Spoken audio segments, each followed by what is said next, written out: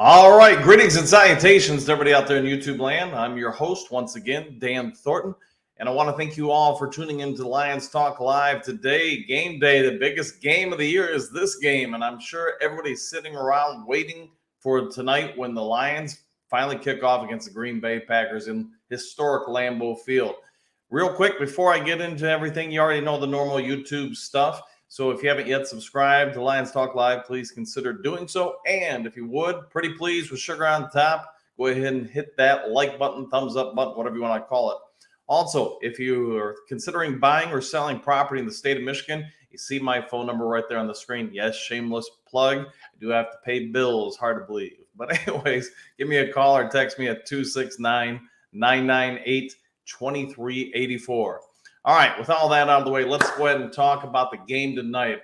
As probably most of you are aware, the Lions got some needed news yesterday. It appears that Taylor Decker is going to be back, Montgomery is going to be back, and potentially even Kirby Joseph. And all this is at a very good time because if the Lions can pull off a win here with some of their walking wounded, then you know what? You got 10 days to the next game. Everybody gets to rest up a little bit more. It's one of the things that's actually kind of, in my opinion, favored the Lions in this first month of the season is they more or less get too many byes. Now, yes, they do get to play games on a short schedule this week, but also means that the players weren't doing anything physical this week. You know, as a coach, you don't ever like change. You don't like to go out of your norm.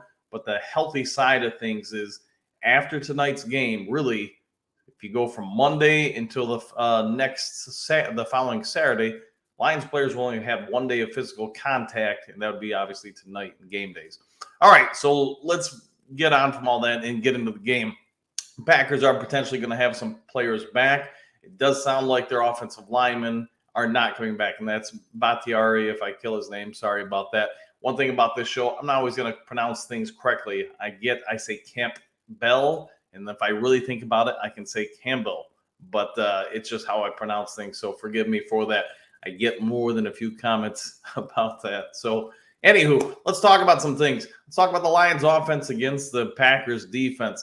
Lions offense last week, I think we all agreed they performed overall fairly well, except the second half. Second half, they really went into a lull, and I really thought they could have ended the game far earlier if in the third quarter they came out and scored some points, really put the pressure on Atlanta to try to catch up and get out of the running game.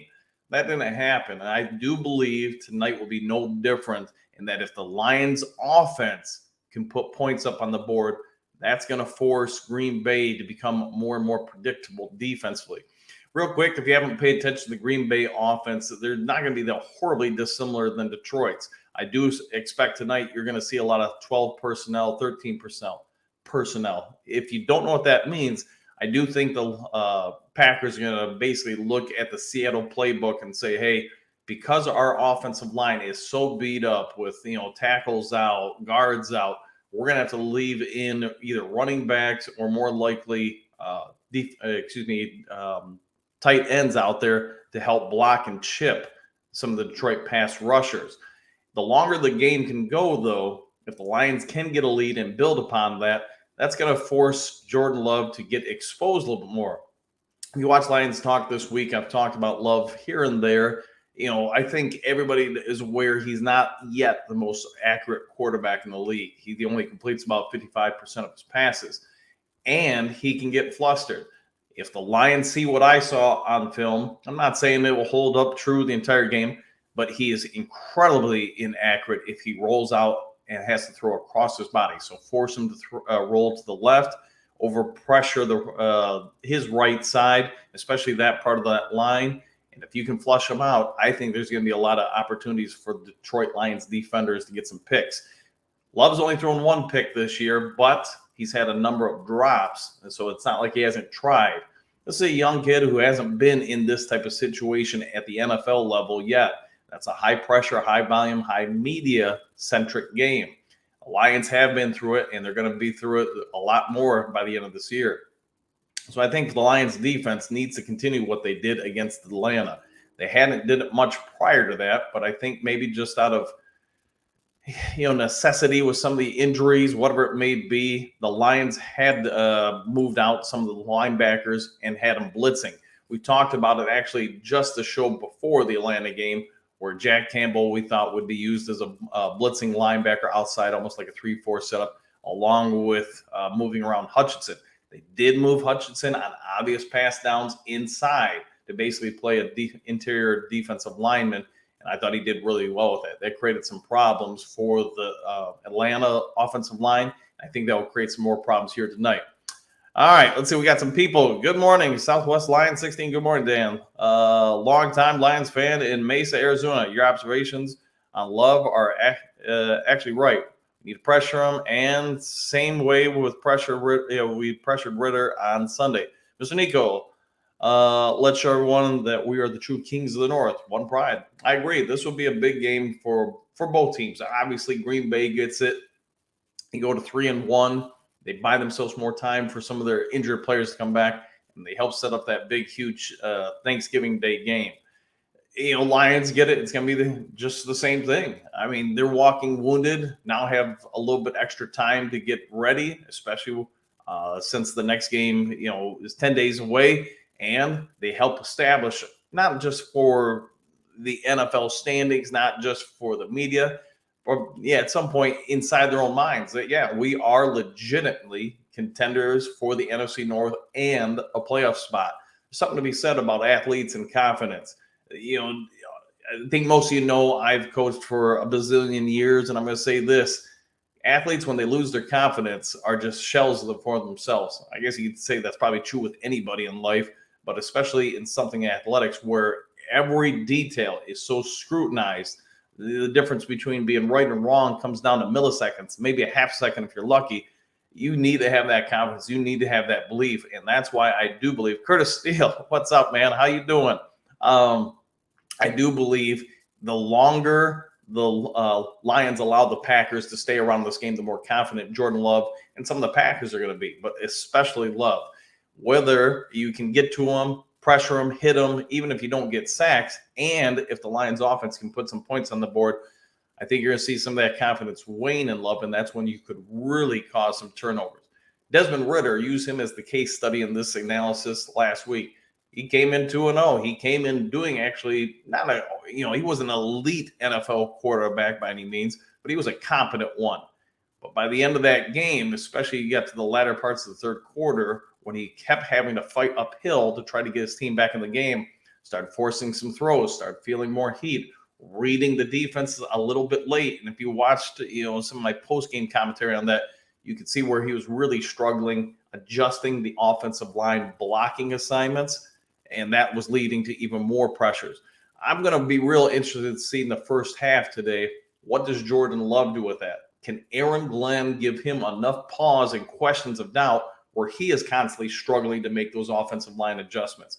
Because remember, once the play goes in, it's not like the head coach can do that for him. It's all going to be on Love. And for a younger, less experienced, maybe less confident quarterback, that's going to be a tall task. That's one thing with experienced quarterbacks, even if they're not Hall of Famers or anything, they know what to read. It's harder to catch them off guard with some sort of exotic blitz scheme that they haven't seen before. Jordan Love is going to be under fire this game, and again, the longer that the Lions can keep pressure on them by keeping the score, where the Green Bay's trailing, I think you're going to see Love get exposed a little bit because of his lack of experience. Doing good, thanks. Good to hear that, Curtis Steele. So let's go about that also when we're talking about that. Aaron Glenn under fire, as we all get left with the loss to the Seahawks. If he comes out and has another strong game with his defense, does that mean maybe he's growing up, he's showing some development, and what we saw towards the latter part of a season ago is now the trend? Was Seattle just the asterisk? Let's all face it, throughout the course of any season, you're going to probably win a game you shouldn't have, and you're probably going to lose a game you shouldn't have. It just kind of evens out that way. So this would be a big game for Aaron Glenn as well. All right, come on down to two things. Yep, I'm going to give you my official breakdown right here on most games. Score more points than the other team. All right, good night. See you all later. If you can do that, your team wins. It's that simple. But there's two factors in that. Your offense has to perform at a level high enough to buy your defense time to establish a win. If your defense can't get stops, the offense has to score every possession, and that was last year's Lions. Think of the last year's Seattle game. among other games. But anyway, all right, Chris Mason, what do we got? Branches, the steal of the draft. I would agree. At this point, there's going to be a lot of GMs around the league that go, man, I wish we would have. We talked about it a little bit. I don't want to spend a ton of time on it, but we talked a little bit yesterday about, some Lions fans and media or whatever saying the team should have taken Jalen Carter.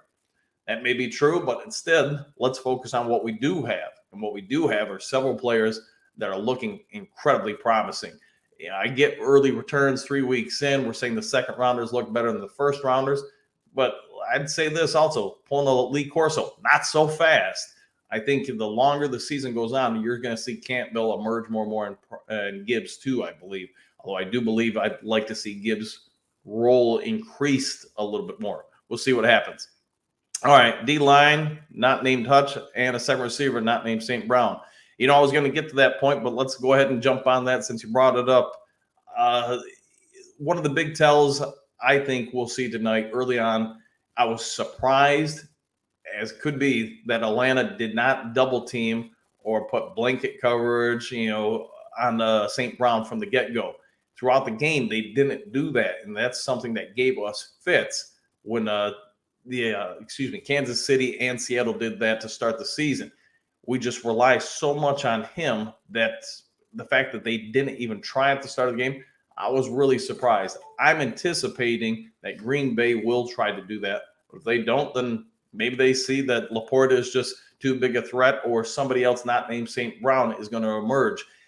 Who's that person going to be? Because last week it wasn't Craig Reynolds, and he kind of was the savior the first 2 weeks of the season. He got open just enough to keep the Lions offense moving.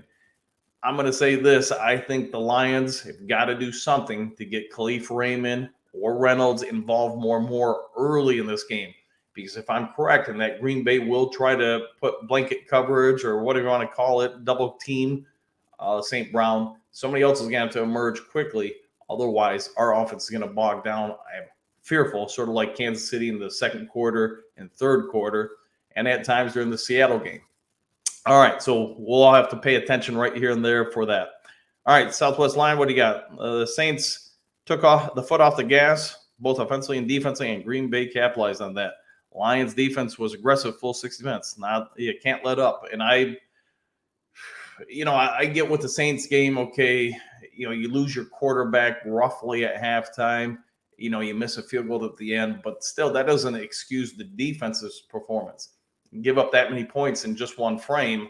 I mean, obviously the offense didn't help out anything because you weren't able to eat up some clock, but there'll be a lot of blame to go around for the Saints. But let's worry about us. And I would say this, the good thing is if Montgomery is able to come back, I think you're going to see a healthy dose, not that we win it anyways, of the ground game. And as we all know, that sets up the play action. And as we all also know, that sets up the play action for Jared Goff, who is one of the NFL's best quarterbacks in play action passing.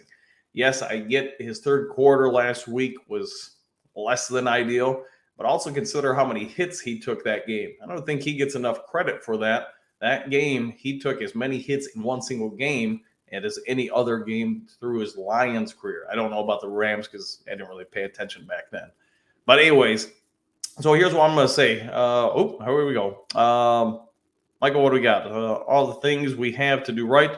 What's the one thing the Lions must do to win? Again, I was going to get to that, but let's do it now. Here's what I'd say. It's going to be line adjustments, both offensively for us and what we do defensively. Reason why for offense. Offensive line should be as healthy as it's been since week 1. But the Packers, we talked about it in the preseason show, they still got a D, and they can still get to the quarterback, and that can disrupt games in a hurry. So how much pressure can we take away from Jared Goff by simply being able to block correctly at the line? Use what we did to Atlanta last week, and it shouldn't hold true to Goff, but we confused Ritter, their offensive line, and it cost them the game, in my opinion. So I'm expecting that everybody in the league knows that Jared Goff, if you give him time, he's going to pick you apart. They're going to have to get pressure on him. They're going to have to rattle him, or they have no chance to win. So if I'm Green Bay, I've got to do what I can to confuse those offensive line blocking assignments and Goff's ability to make adjustments to it. If I do that, I've bought myself an opportunity to compete in this game. The opposite side of that is, as we already talked about in the show, our defensive line.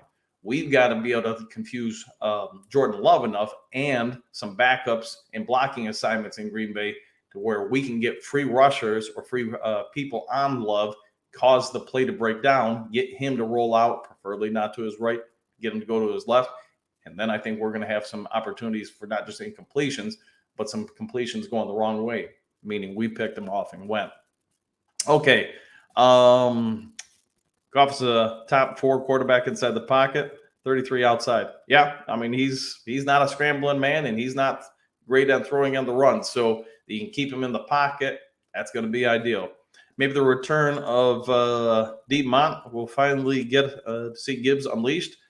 Maybe. I mean, I would say this. Outside the first quarter last week, I thought Gibbs played incredibly well. You could see throughout the game, at least in my opinion, a progression with him, with his ability to read runs, set up some blocking. Where before, early in the season, I think he was just getting it, and maybe it was nerves, whatever. He was just going to hit the hole. He wasn't allowing his lineman time to set up those blocks, set up those holes, and spring them open. I thought definitely in the second half he was doing a much better job of that. All right. So anyways, not going to make this a long one today. I've got some work stuff to do, but here we go. Here's what I think. You heard me say what it's going to come down to. My prediction: Detroit 28, Green Bay 24. That sounds about right. I think the Lions defense is getting better. The fact that Kirby Joseph's going to come back, I believe we're going to see a ton of single high safety. It's sort of like we did last week. The difference is I think Kirby can cover a lot more ground and better than Iffy can. So that's going to put a ton of pressure. The only places that I think Lover is going to be able to throw safely the majority of the time is the sidelines. Middle field should be pretty well covered, especially deep with Kirby Joseph and the backers underneath. And that also allows for a lot of confusion if we do blitz, like we did last week, with blocking assignments. You're going to prominently have 8 people, sometimes 9, up at the line of scrimmage. That offensive line for Green Bay, who's, again, they're going to be missing a few guys. Not that that means you get sacks, but that's going to cause some confusion. I do anticipate the Packers are going to have to play a lot of, tight ends, so 12 and 13 personnel. But I believe if we can confuse him, he's not an accurate quarterback to begin with. He's not Geno Smith. Geno Smith picked us apart because he's accurate. He's got some outstanding wide receivers, and they did a ton of 12, 13 personnel with running backs, chipping any kind of rushers coming through. One thing that Love does have that we didn't see as much as last week, Ritter is a mobile quarterback. He just never really had an opportunity to run. If Love can, he will run, and he can cover some ground. How long is the offensive line gets mean? How long is the offensive line gets mean? It would keep Goff lean and grease the machine. I would get, as long as the offensive line keeps them clean. Yeah, if that would be to me the biggest part of the game. If our offensive line gives Goff the normal time he got in week 1 and 2, then he's probably going to have a pretty good game against Green Bay, unless Green Bay's secondary and linebackers just make play after play after play. And then again, like I was saying, the opposite's also going to be true. We've got to get pressure on Love. All right.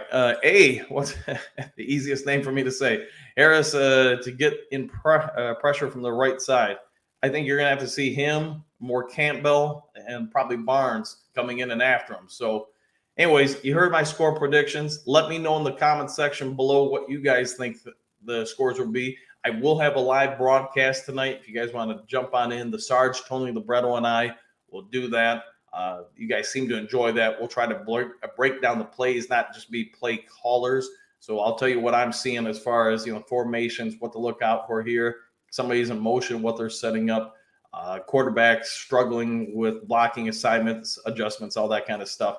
Curtis Steele, if you want to jump on too, I know you're listening, or at least you were earlier. Let me know. Have a little fun with it.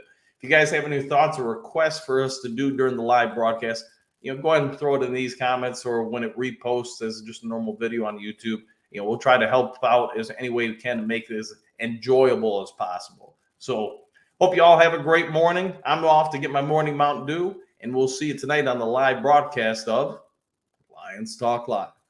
Take care.